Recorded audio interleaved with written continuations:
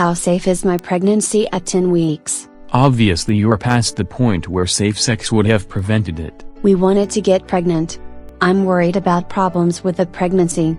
Depending on the source, anywhere from a quarter to half of all pregnancies end in miscarriage. That's part of what I'm worried about. Most of those miscarriages happen in the first trimester, so I understand the concern.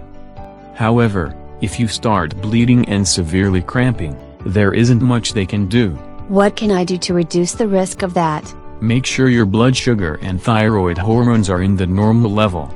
Get any diseases you have treated, to minimize the risks. Short of the joke that life is a sexually transmitted disease, I don't have anything to worry about. If you're on any medications, you'd want to talk to the doctor about adjusting levels or shifting to a safer medication to minimize the risk of complications. It isn't like I'm taking that acne medication that can cause birth defects. It is stuff like that can pose a risk to the pregnancy, and some herbal remedies too.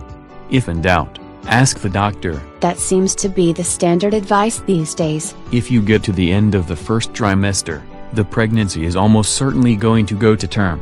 And at that point, it is really safe unless you're at risk of preterm delivery. What increases the risks of that? Hormonal abnormalities, severe stress, some types of biological abnormalities. I had a friend who had a miscarriage because she had an incompetent cervix. You want to see an obstetrician for an exam to look for problems like that, and you'd be surprised how often they can treat it if they know about it in advance and thus take care of it. I've heard there were all kinds of risks during pregnancy. You're way more likely to trip and fall when you feel like a blimp on legs. Right now, you're just at risk of not wanting to get out of bed due to fatigue, though dehydration is a major problem. I know that would be the case if I was throwing up a couple times a day. You're at risk of anemia too, if the very smell of red meat, one of the best sources of iron, makes you throw up.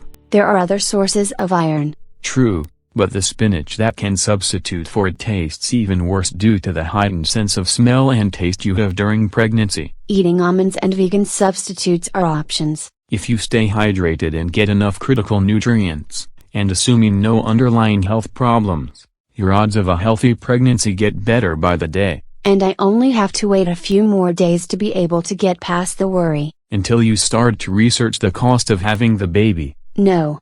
If you want a true horror story, look up what it costs to raise a baby.